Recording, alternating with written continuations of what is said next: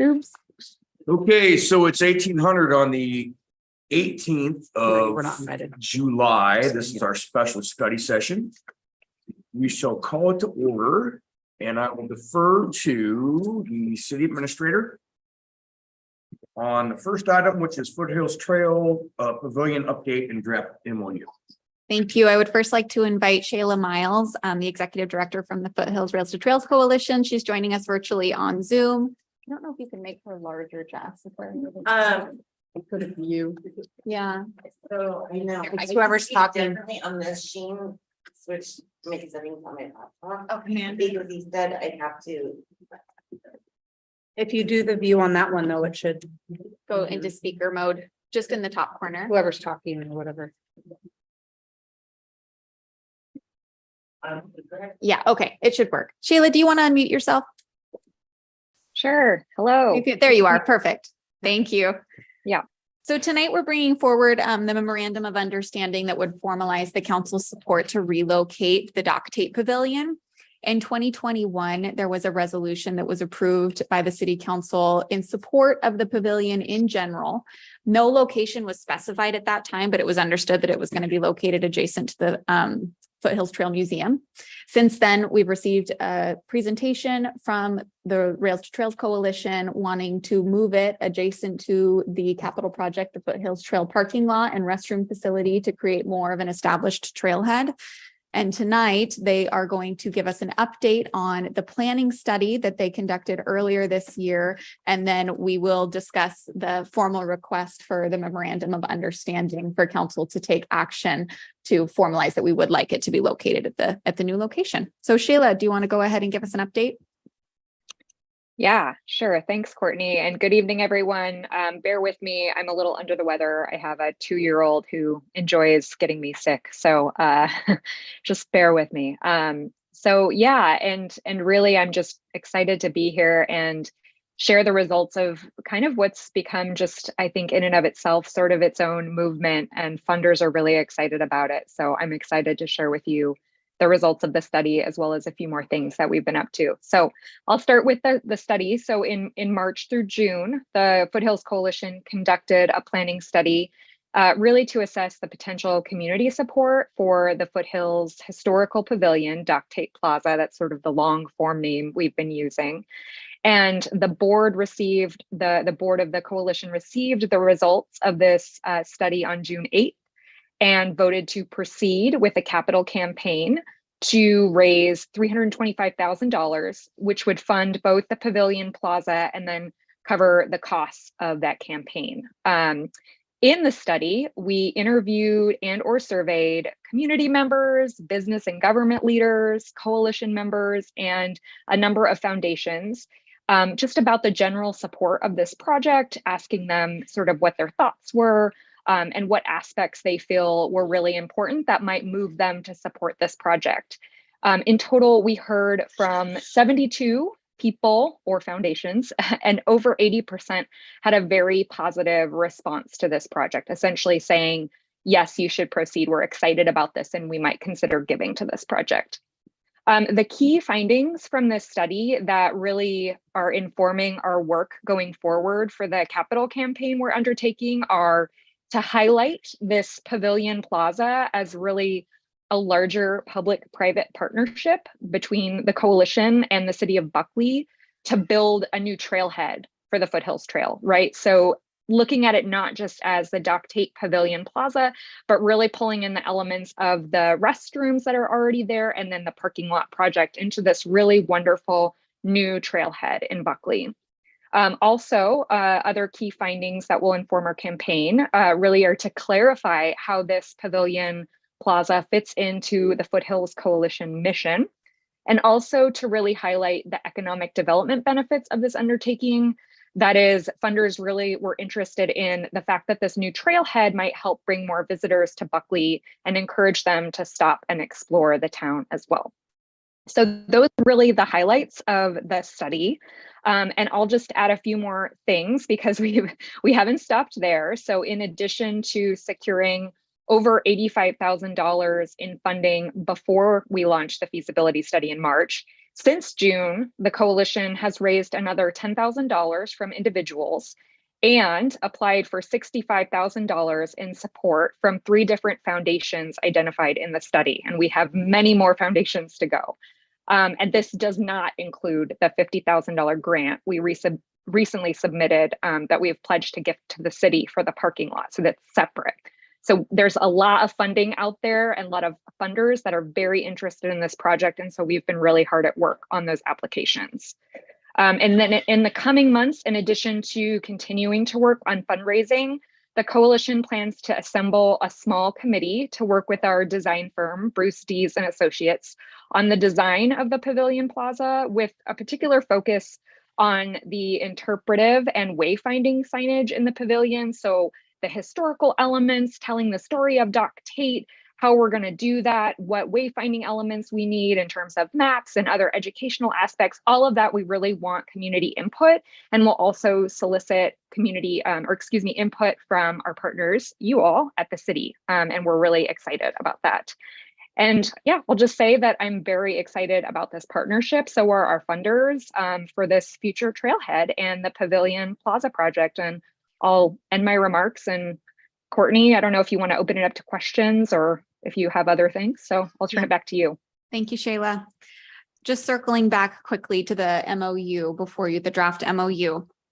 To summarize, this MOU does formalize that we would be locating it generally as depicted in Exhibit A. That it would be gifted to the city once completed, once construction is completed. So the coalition would be constructing the project on public land, and then it would be the city's responsibility for ongoing maintenance. And with that, I'm happy to answer any questions. Council, questions for the city administrator or the kind lady that's on Zoom? Councilman Burbank. Mine's for Courtney. When it talks about being responsible for ongoing maintenance and operations, what would that look like? Like, is that like lighting, and what fund does that come out of with the budget? It would be the Parks and Recreation Parks and budget. It would Rec. be part of Parks and Rec. Okay. And then it kind of depends on the final design, I think, of the structure itself. There's been different discussions for programming, including potentially having it be something that we could have a stage under for the Tunes by the Trail. So I think depending on the final design, it's difficult at this time to be able to say what we would have to provide in terms of utilities and hookups. We do have utility hookups though, right in that area to be able to connect. Okay, thank you. Other questions, Councilman Rosano? So the state of our budget right now, is this something that today we could afford? Just the rental for the stage for the summer is $4,000. This would actually in the long term potentially be saving us money. If we're gonna continue for that like that. So you're saying the maintenance would only be $4,000 a year? I'm saying we're spending that much just on a stage rental. I can't, because it's gonna be a mow around and checking for vandalism. It shouldn't need annual maintenance. This isn't going to likely have any type of ongoing utilities that are used on a regular basis. It's more so going to be a freestanding structure that we could use and potentially rent out, or certainly be open to the public for those who are visiting the trailhead. You could rent it for like parties and Yeah. stuff? Possibly. I think it would be open ultimately to what the coalition envisions for programming and design initially, but we're involved through this MOU in those conversations for how the ultimate design. I don't see it being much more maintenance than the current museum property where we have the outdoor exhibits. Just a clarifying question to the Parks and Rec director. Talking about Tunes in the Trail, that is $4,000 a month. For the whole summer, that rental is just over 4,000 that we got donated this year. For the whole summer. The stage rental for the whole summer, yes. Thank you. That was my Councilmember Rose. question. Thank you. Any other questions? Mayor? I suppose this has been bantered about, but is this the ideal location if you want it as a stage? Or would it be good to move it kind of kitty corner from where it is if you want people to look, depending what they're looking at, if they want to look at 410, the way it's set up now, or whatever that looks like, whatever the footprint needs to be, just food for thought, I guess. Shayla, do you want to weigh in on why this location was selected for the pavilion to be installed?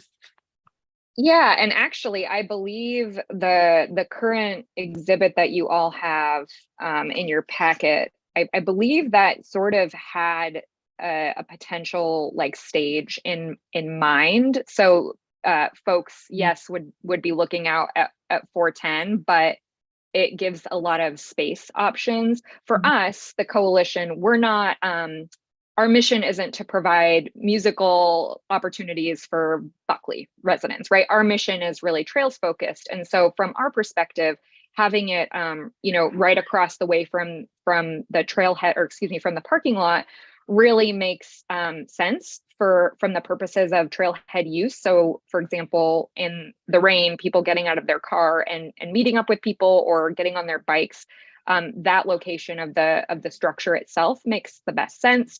However, I will say that our new design firm that we're working with, they haven't actually been out to the site. And so they're going to be doing that in the coming months, and we will be involving the city. And so if that's something that the city wants to explore, I am open to working with the city on that. I will say we're very open to incorporating a design that would allow for a stage to fit underneath there.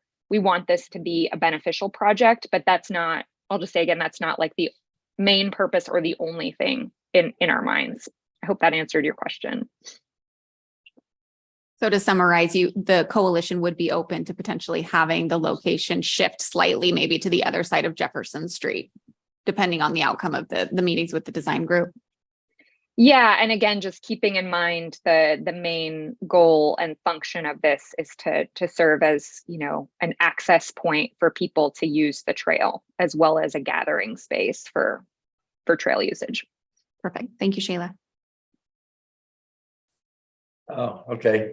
Hey, Shayla, how you doing? I have several points. I've been working with this Foothills Trails people on the design of this project from the beginning. And now that I'm on this side of the fence, there are some concerns that I have that I want to make sure that this is a true partnership. And the event performance space, to me, is one of the keys for the city for several reasons. This way it was designed initially was a prefab thing, and I hear you're going with Bruce Dees, which is great. He's been involved in the preliminary design and the prefab of the building, and we have gone out and looked at the angle to answer the question you have during the summer, and I'll check it again Thursday. Where this is shown is a good location. I would actually recommend it being a little bit more to the west, so that it actually is right out the handicap access, and it might be tilted a little more once we look at the sun angle, because the intent is it looks like the structure itself will block the sun out. The sun will set right about where they will be looking.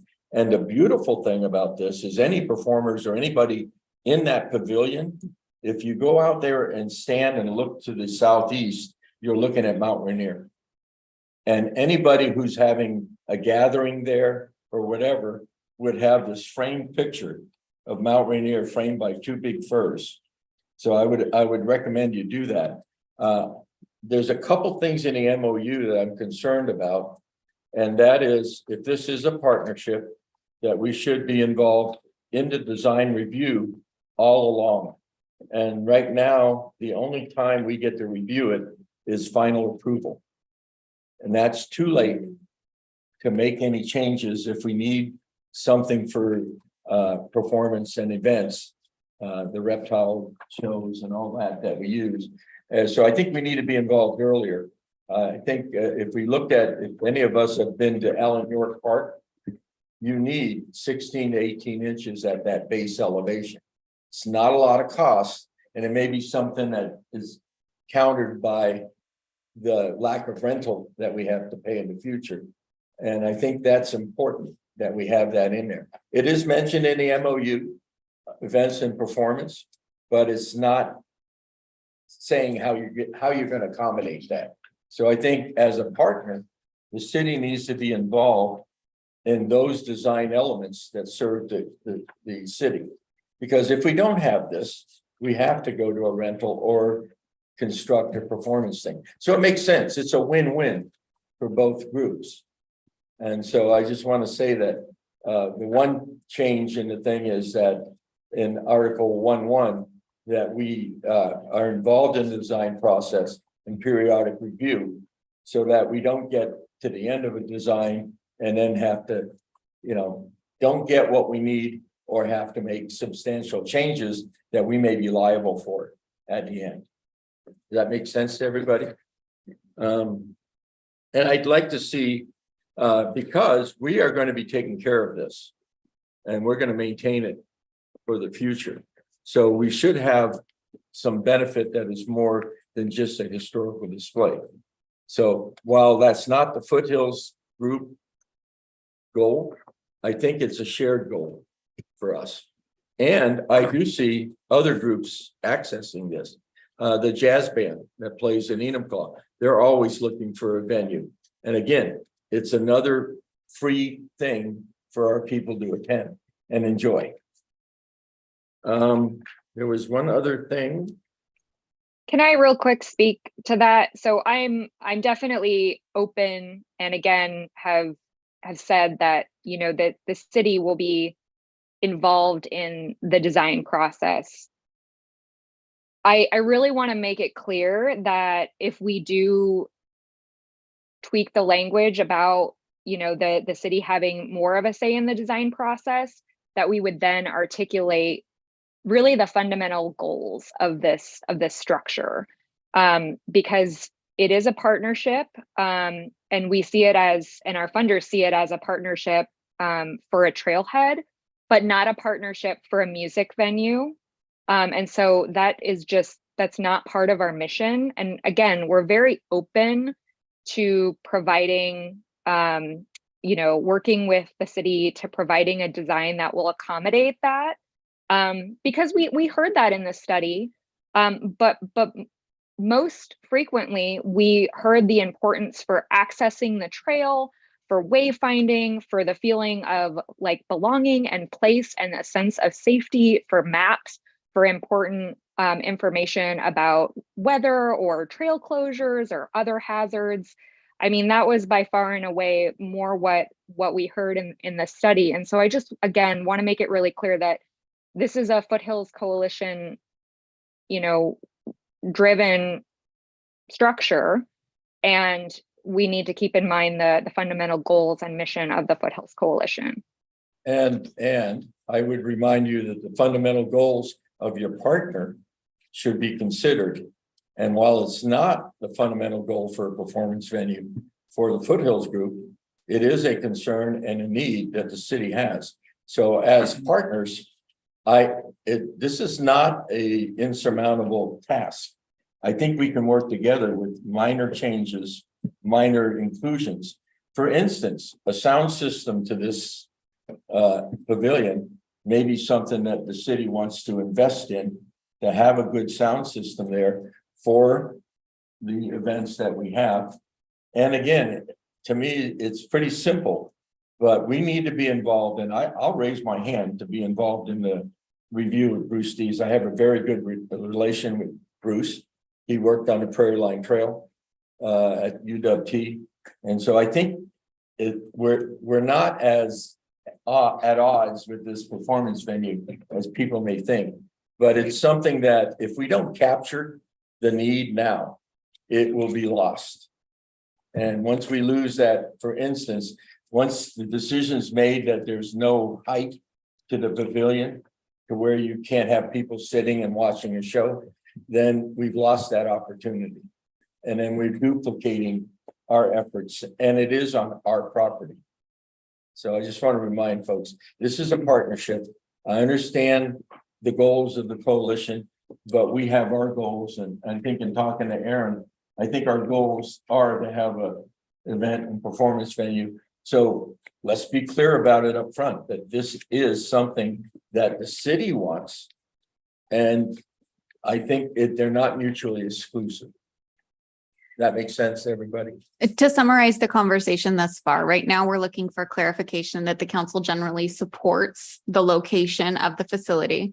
And I'm hearing that we maybe need to make an amendment to make it, rather than exhibit A with a specific location, say that this is the proposed vicinity. It might move slightly. But the coalition at this point is hesitant to pursue funding if there's any concern from the council of whether or not you want this here, or you would prefer it still to be located down by the museum. So this is their insurance to assure that they can pursue funding at this address.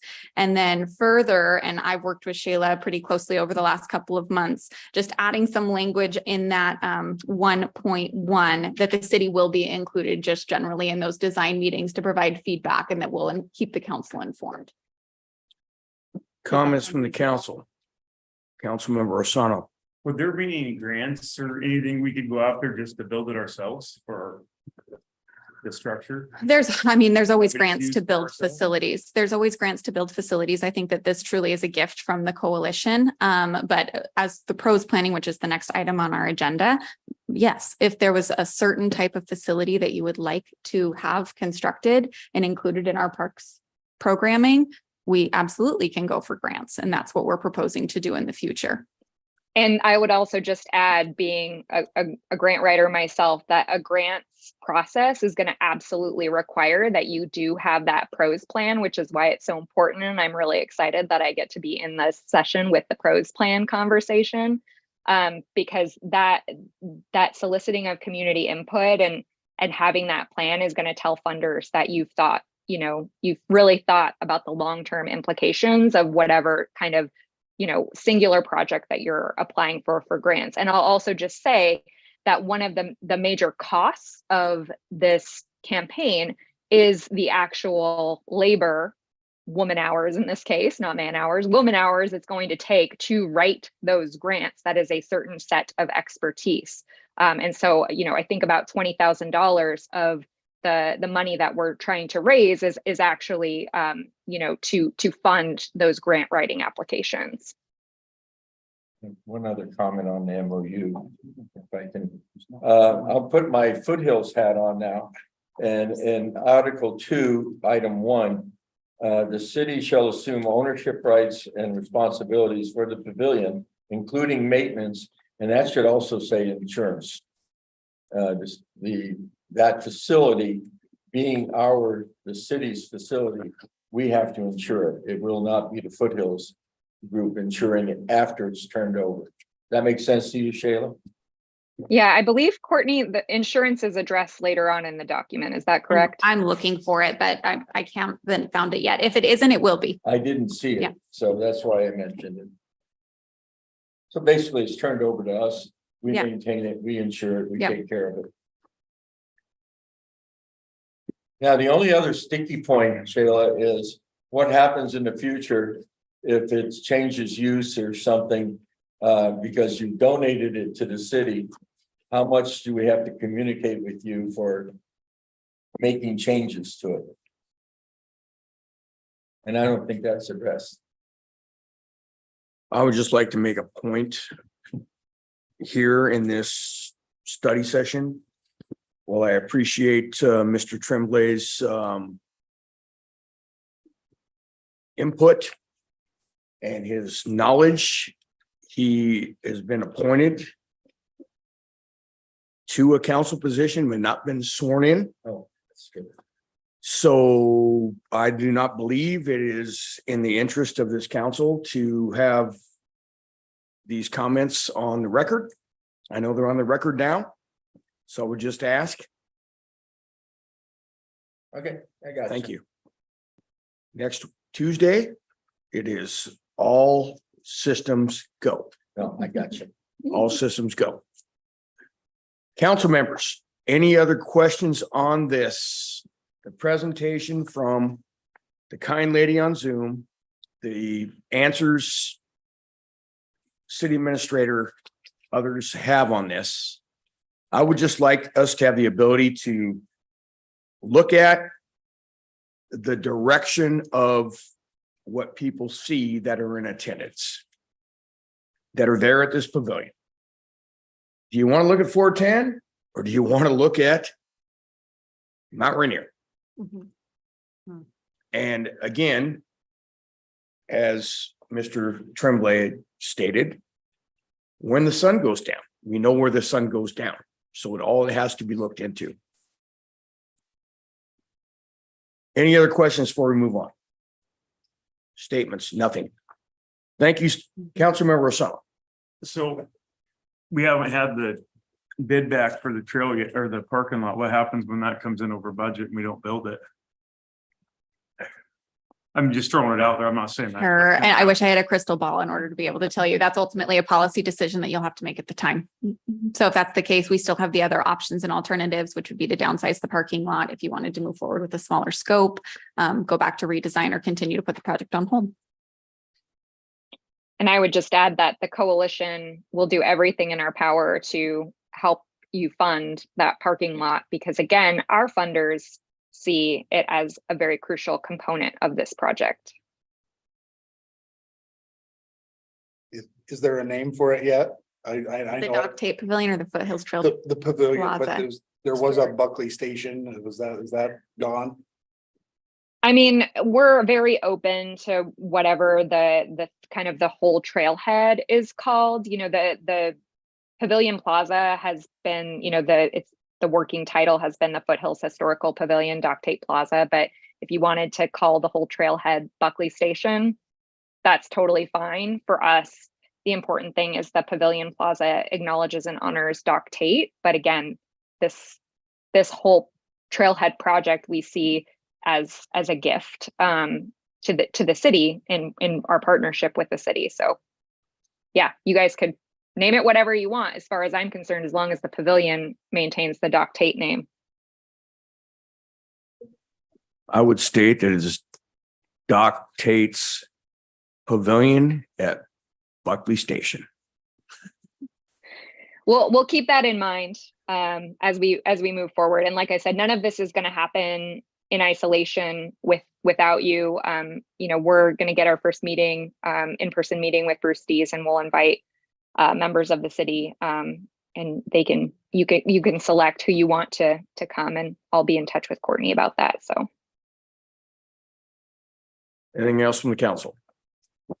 We shall move on to item number 2, Parks Rec Open Space Plan Intro. And for this, we have Director Snodgrass joining us. I want to say that this is a long-awaited update. We've been talking about Parks and Recreation, I think pretty much every city council meeting this year in some capacity or another. So what we are doing right now is starting the effort to undergo adopting, implementing, drafting the first ever Parks Recreation Open Space Plan, which from here on out will be referred to as the PROS Plan, because that's quite the sentence. And tonight we have a presentation that was prepared by both Aaron and our consulting firm Framework. They will be here to present on future iterations of the plan. This is really just the first introduction for council. Good evening, you guys. I want to start. This is really just a high level look to kind of give you where we're at right now, get direction and feedback from you on other areas you would like us to look into and discover, and start to get our toes wet as we dive in. As we finish that last conversation with naming policy for all of our parks is on the top of our priority list coming out of this PROS plan. So you might see me use some names, but we actually only have one park with an official name. And so naming of our parks and public spaces is a priority that we will be coming to you guys back with probably within this next 6 months in terms of how we name and what those policies look like within the city, and memorializing public spaces. So with that, I'm just going to start Framework. Myself, Courtney, have been working on just getting going on this. And so we'll take a look at where we're at. See how this works. Did it work? Nope. All right.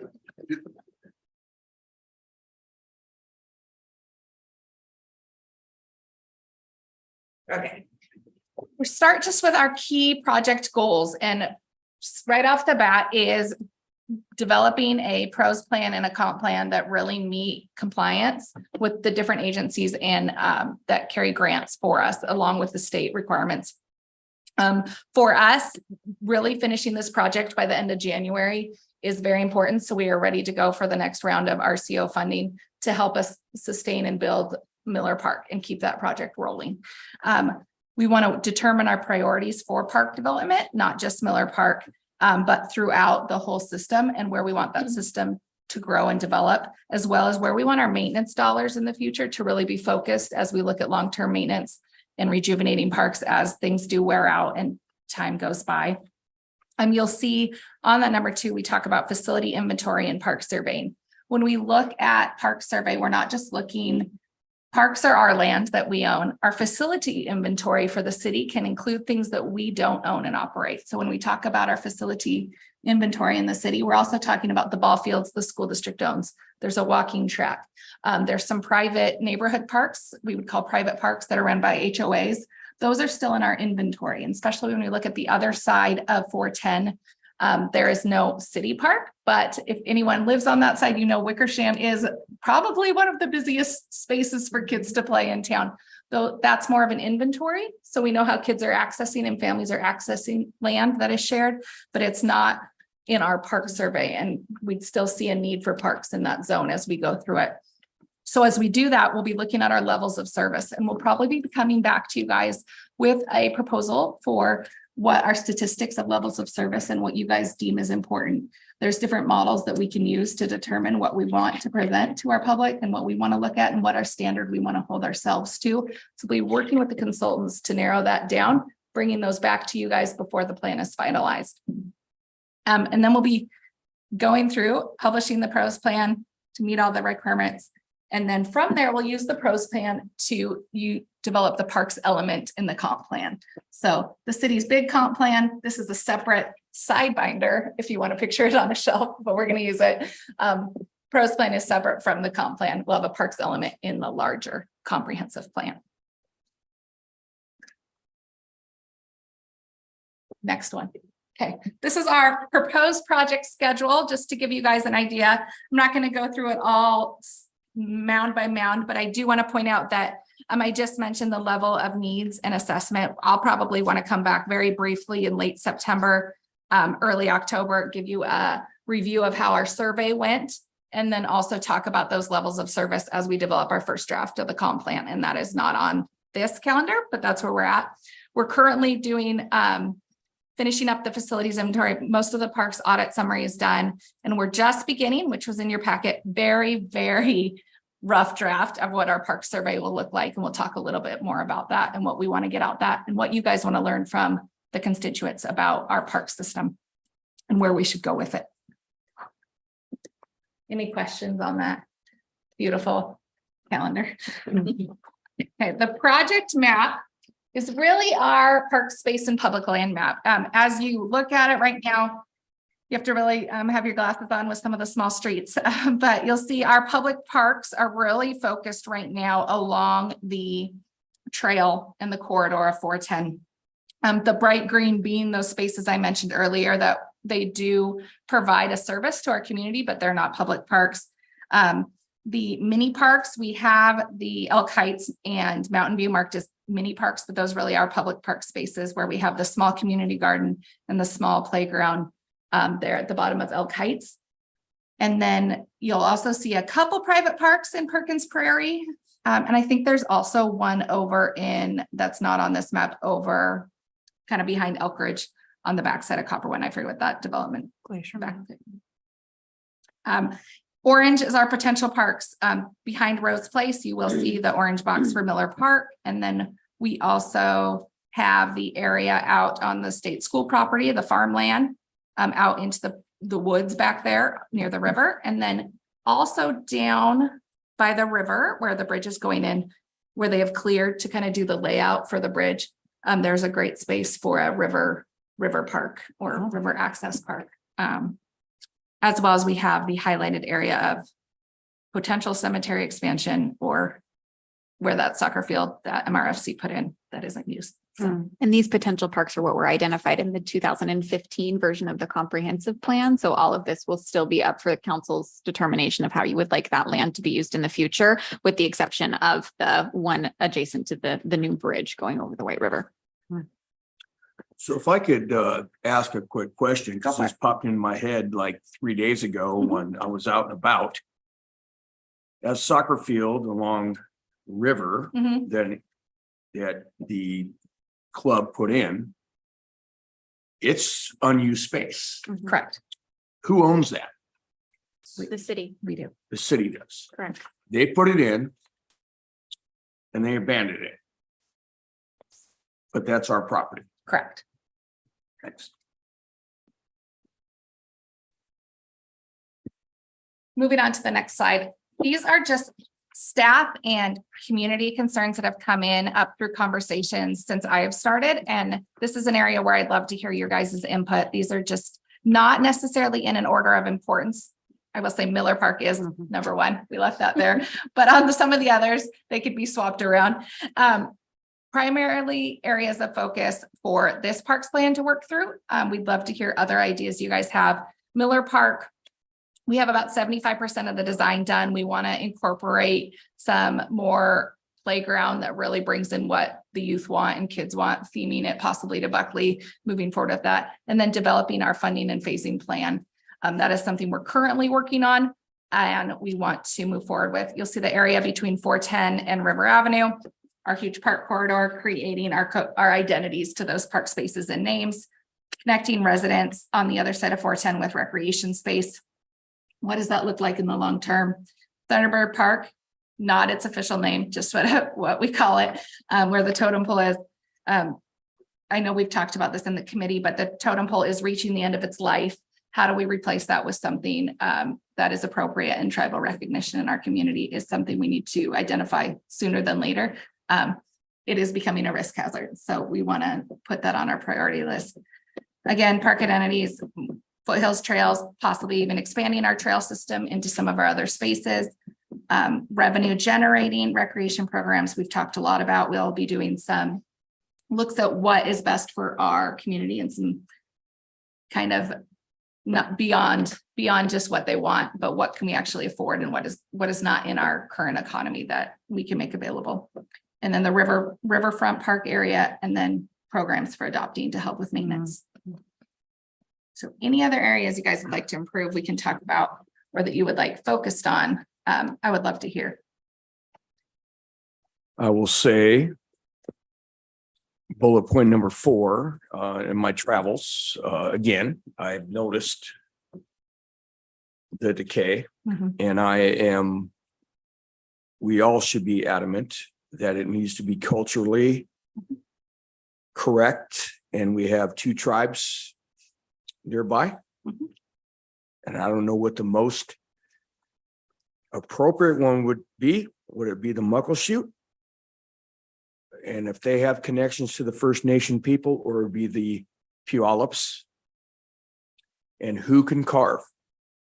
And it has to be that way. And I don't know the origin of what we have.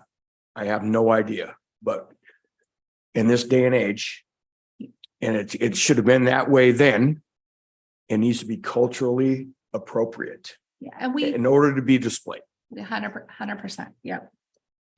Because when was that put in? Does anybody know? It's been there since I've been alive. 90s Yeah, at but least. before. But that, is it 100%? Is it 100% authentic? No, it is not. And it was Sullivan. late 60s, It Okay. has. so no early authenticity. 70s, So- that range.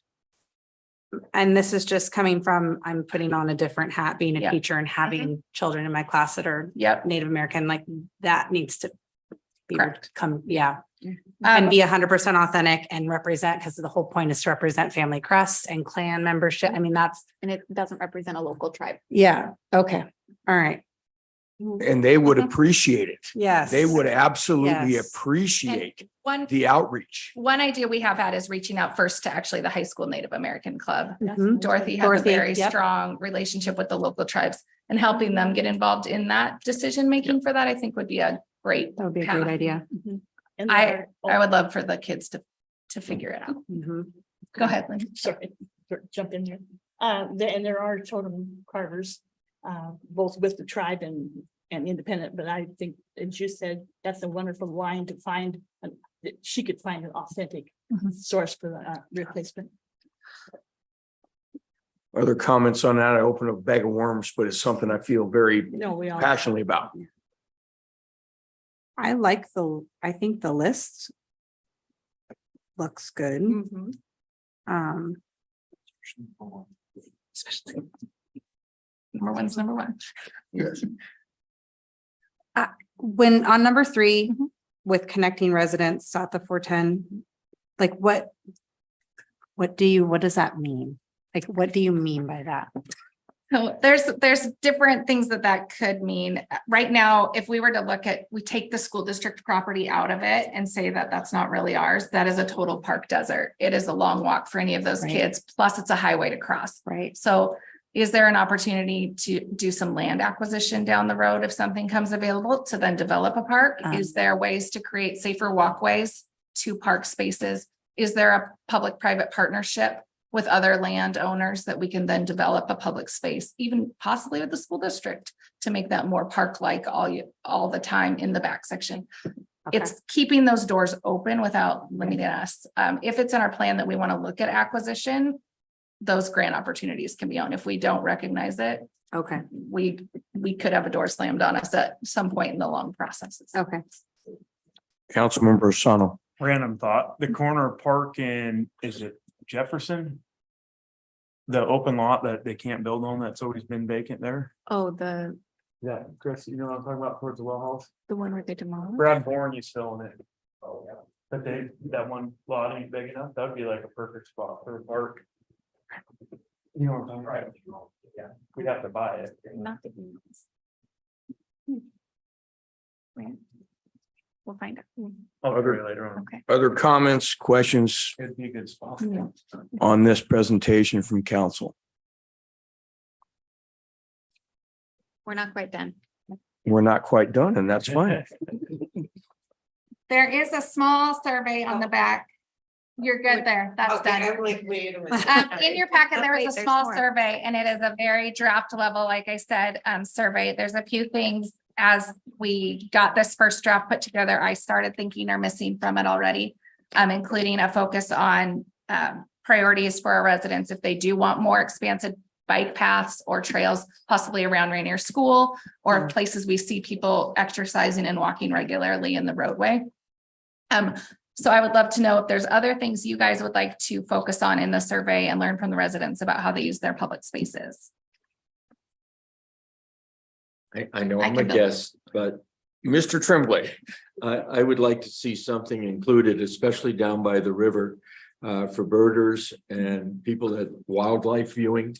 We have the elk, there's an opportunity there to describe what people are looking at. Mhm. It might even be a sign that, these elk come here and they've been here forever or with the fish ladder, Mhm. the fish capture station. We've always talked about a viewing station or at least a way to go out and see what's going on. Courtney, do you know where we're at? If we've had any talks with Cascade Water Alliance, we talked about a viewing station out there at some point. I know that was. Not, a while yeah, back. not about this specifically, though they do seem to be open to the idea of having some of that be a trail. It's really just how the city of Buckley is going to make sure it's enforced and not trampled over. We just have talked about nature Mhm. trails Sure. and those are very, especially for senior citizens, it's a very calming thing. It's something to do. Yeah, we talked about a loop Yeah. A loop down yeah. there through to Yeah. the forest, the Mhm. timber out there against the river. And we both know that the county council is really interested in seeing that happen as well. Mhm. And so, Including with project for the upgrade of that. Yeah. That dam. So there is one there. There is one. So it might be just for providing access. Yeah. And a covered bench. Councilmember Burbank. My question is, not about the survey, but what will the plan be of how it's advertised?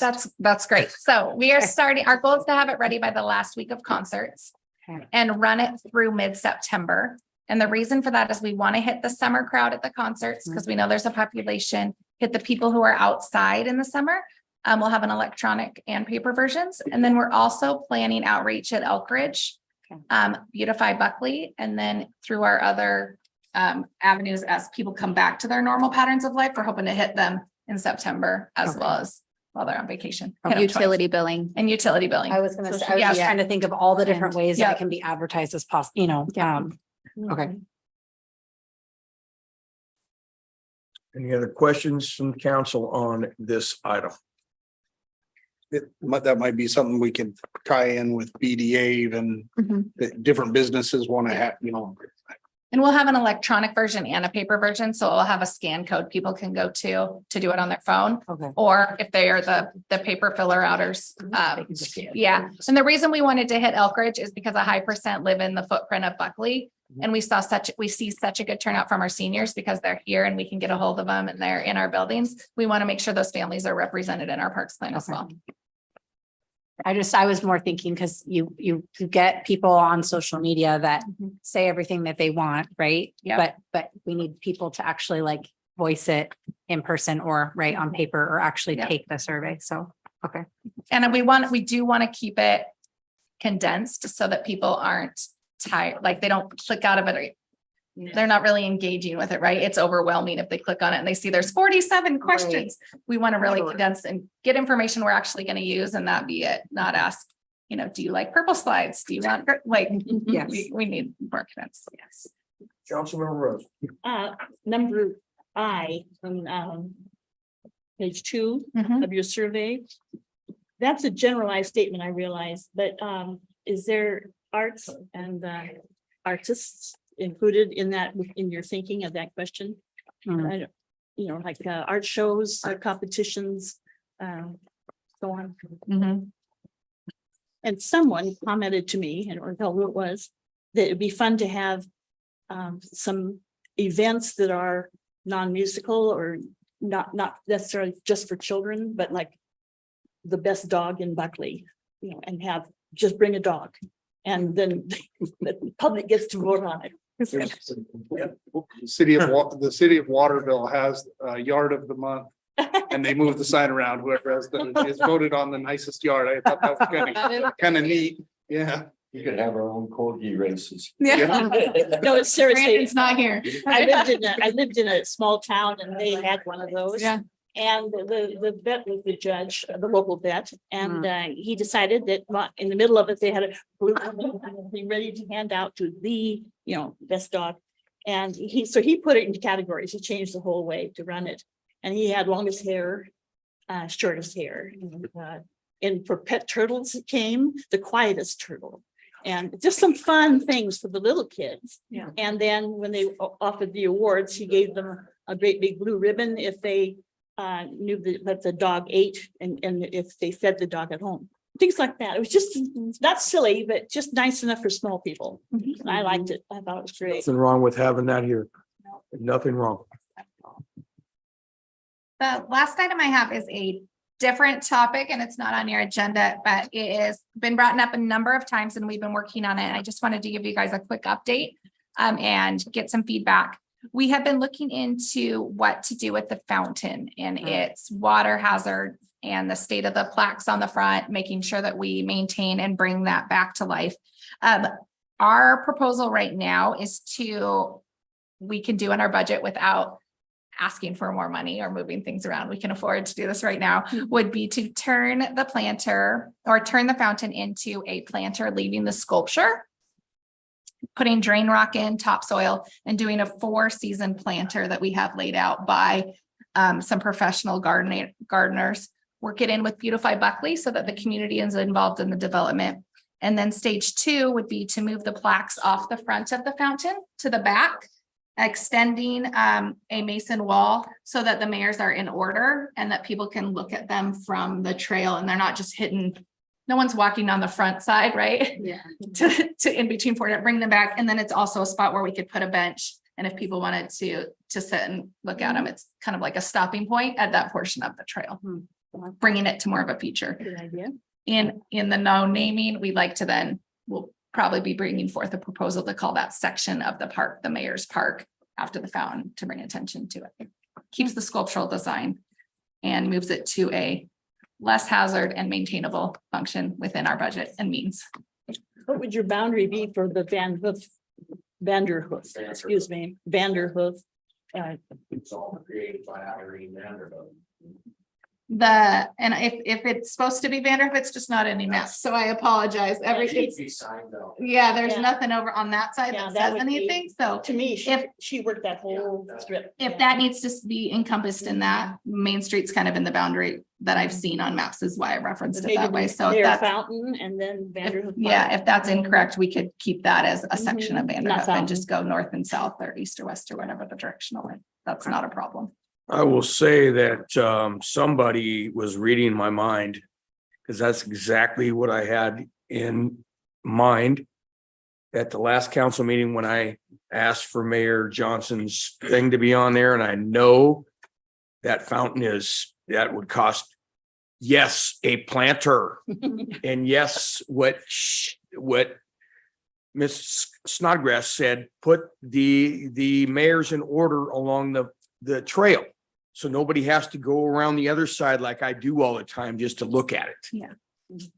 That would be awesome. And that's a low budget item. It maintains the integrity of what it was meant to be.